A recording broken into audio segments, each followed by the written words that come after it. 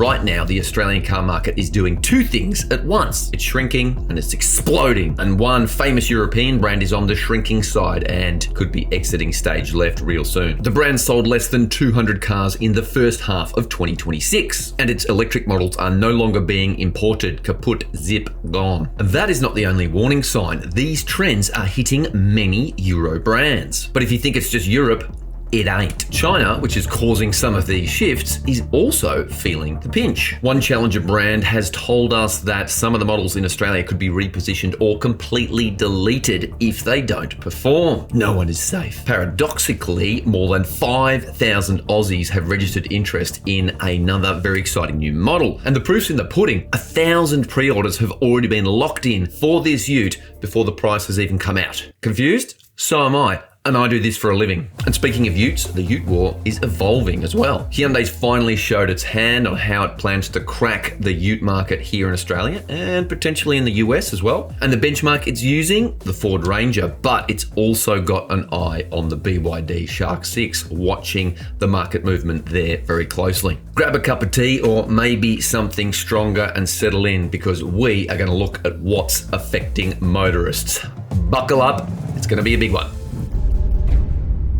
Right, time to answer that riddle from the top of the show. There's a 127-year-old legacy brand that is losing its grip in Australia, and it is Fiat, or as the Yanks would say, Fiat. The Italian marque has just confirmed it's axing imports of the Fiat 500e and Abarth 500e, and once that stock clears out, they ain't coming back. They're done, axed, goodbye, sayonara, arrivederci. What's left? The Fiat 500 and the Abarth 500 hot hatch petrol versions, plus a couple of commercial vehicles. What are they? The Scudo and the Ducato. These are not exactly high demand vehicles. So how long will they last? It's no secret that some brands are struggling in Australia, and Peter Jones, the chief executive of the Victorian Automotive, The chief executive of the Victorian Automobile Chamber of Commerce told News Limited that more household brands are going to be exiting the market. And I quote, "If you actually look at the market share and you look at anything under 5% market share, they're the ones that would be at risk. So you can have a look at all those. There's lots of brands in that space." So back to Fiat, their passenger car sales are down 30% year on year. They sold just 144 vehicles in the first 6 months of 2026. A spokesperson from Stellantis gave us the corporate version of events, and I quote,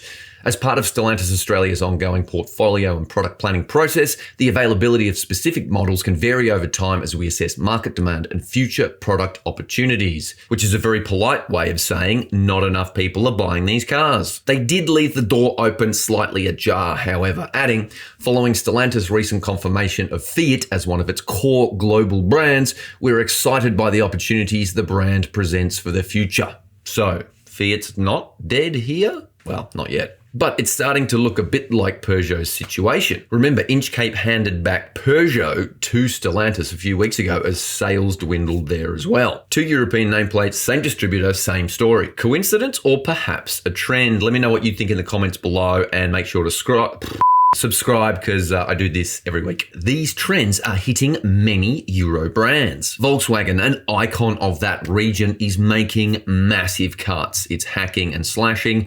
More on that later. Now, from a brand that's shrinking to one that's doing the exact opposite, while also talking about cutting stuff. And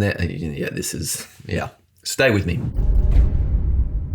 A Chery sub-brand has said that no model in its rapidly growing Aussie lineup is safe. Not one. So underperforming vehicles will be repositioned, which means they'll change the pricing, change the equipment levels to make it more appealing, or just delete them outright. Sister brand to Chery, Motor JAC's chief commercial officer, Roy Munoz, laid it out pretty bluntly, and I quote, "If that product line's not selling, it's either priced or positioned wrong, or it's just not right for the market. Ultimately, the customer, the market will decide." So he said the brand will look at repositioning or repricing before pulling the trigger, bam, and taking them out to the trash.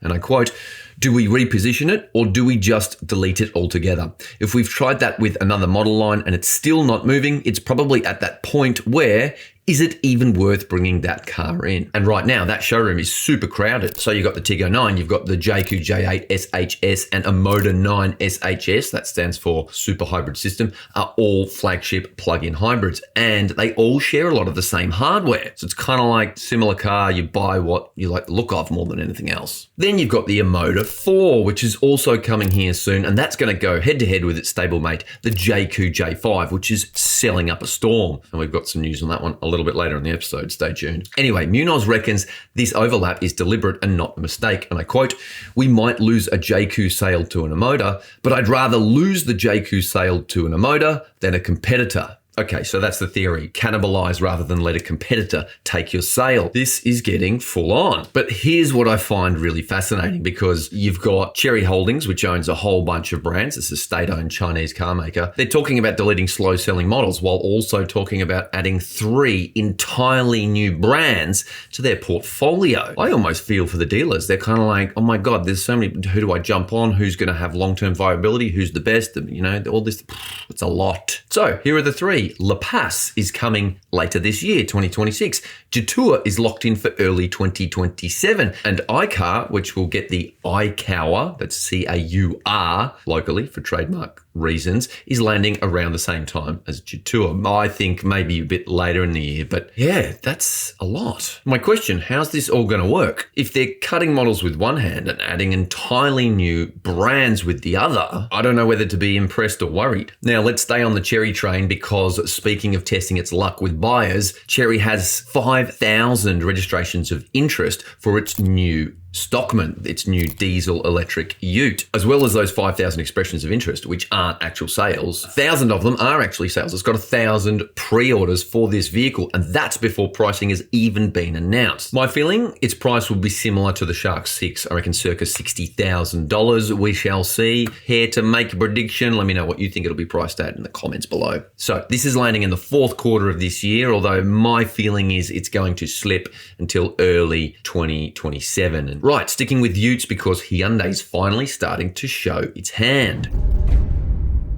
I sat down with Hyundai Australia's Chief Operating Officer, Gavin Donaldson. He's been in the Aussie industry for almost 30 years. He gave the clearest signal yet that the new Hyundai Ute is coming and what it will entail. So it's almost certainly going to be a hybrid, not a straight diesel. And Gavin was refreshingly honest about the timing for this Ute. And I quote, "There's no doubt we'll be late to the party. That's the reality. So when we do come to the party, we want to make sure everyone sees us when we walk through the door. And I think the powertrain will be key from that point of view." On what that powertrain will look like, he added, "I think realistically, in our eyes, a hybrid or E-Rev would be what we would be looking at." And it makes sense too, because the emissions regulations, dubbed NVES, are getting very tight from 2027 and then even more so in 2028, 29. So next year, regular diesel utes are going to really struggle to do what they need to do without incurring fines, and that could drive their prices up. So how is this Hyundai Ute going to come about? Donaldson wouldn't be drawn on the finer details, fair enough, but he did float 2 real possibilities. The first, leaning on Hyundai's relationship with General Motors, which I reckon is the most likely outcome. That's because Hyundai wants a ute in America as well. They want a big one, full size. Yeehaw.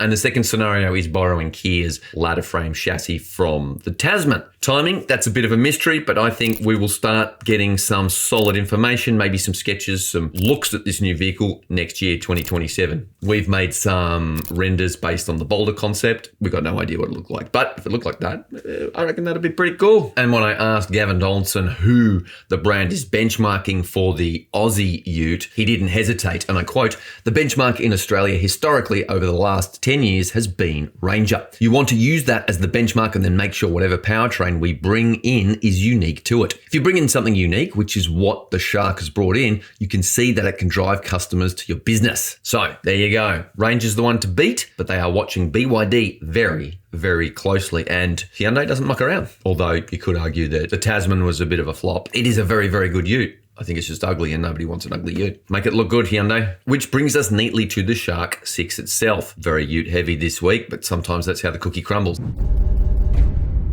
So, according to a new study from Ocam 4x4 Accessories, the BYD Shark 6 was Googled more than 1.78 million times in Australia across 12 months. It's quite a lot, but there's a twist. I do love a good twist. Our own internal data here at Car Sales Classified Search tells a very different story. So on Car Sales, the Shark 6 was searched 160,000 times last month alone, while the Hilux racked up more than 1.62 million searches and the Ranger 1.44 million searches. Even against the rest of the legacy pack, the D-Max, the BT50, Navara, Triton, the Shark 6 was outsearched by every single one on Car Sales. So there's clearly curiosity for the new Shark 6, but dominant? Not yet. Right, time to talk about Volkswagen's woes, which I touched on at the top of the show.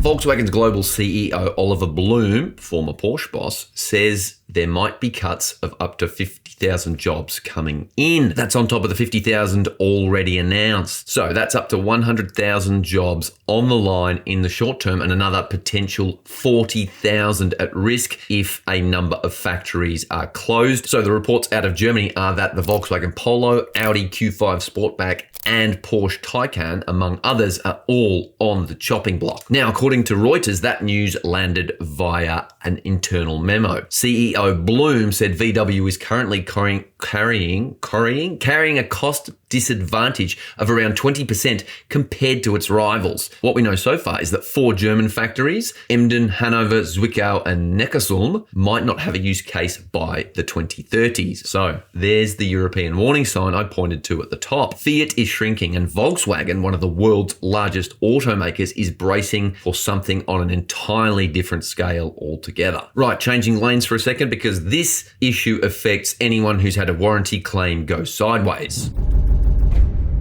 Owners from JAC J5 Facebook groups have reported cabin heating failures and even a complete loss of power on the freeway. GAC Ion owners have reported shutdowns after DC fast charging, and one Leap Motor B10 owner got locked out of their car after leaving the key card inside. Not ideal. The Australian Automotive Dealer Association has found Australian consumer law framework is failing both buyers and car dealers. Some of the elements pulled out of this report include 6 to 8 week delays just to solve a vehicle defect claim. And then you've also got state tribunal hearings that can drag out for 12 to 18 months. And then some manufacturers are reportedly, allegedly denying reimbursement claims outright. You heard of this? You seen this? Comment. And other manufacturers are simply just not engaging properly with disputes at all. This can leave owners stuck with a faulty car and dealers with their hands tied. Double ADA CEO James Vortman didn't mince his words, and I quote, "The evidence presented in this report indicates that some international manufacturers are either failing to engage with or are not adequately responding to Australia's consumer law processes. To be fair, it's not just the newer brands either. We uncovered a manufacturing defect affecting thousands of Ranger and Everest models just last month as well. It's worth checking that video out if you haven't already." So this isn't just a China problem. It's a growing pains problem across the entire industry. Okay, let's rip through the rest of the headlines in the auto industry, starting with the Genesis Magma super duper flagship models. Genesis is hinting at a savage new track-focused Magma Volcano model. My words, not theirs. And that would be sort of like what the Black Series is to Mercedes AMG. You've got Mercedes, you've got AMG, the Black Series. It's like crazy track weapon. New renders show how BMW's rumored next-gen off-road four-wheel drive will look, and love it or hate it, it is bold. Watch out, G-Wagon. Jaguar Land Rover has confirmed its fully electric Range Rover Sport is coming soon, and we'll have more pricing when that lands, but yeah, it'll be a bit smaller than the only other electric car in its range, the full-sized Range Rover. Got some XPeng news here, or Xpeng. XPeng's rolling out a new software strategy aimed at protecting G6 owners' resale values. Can it work? We'll see. We've also got more movement on the legal stoush between former distributor True EV and XPeng that we reported a few weeks back. All the links in the bio. And that's a wrap for this week. As always, jump into the comments. Let me know which brands you reckon will still be around in 5 years, which won't. This is a very big topic of discussion. And we read all the comments and we love all the differing views. So yeah, get stuck in.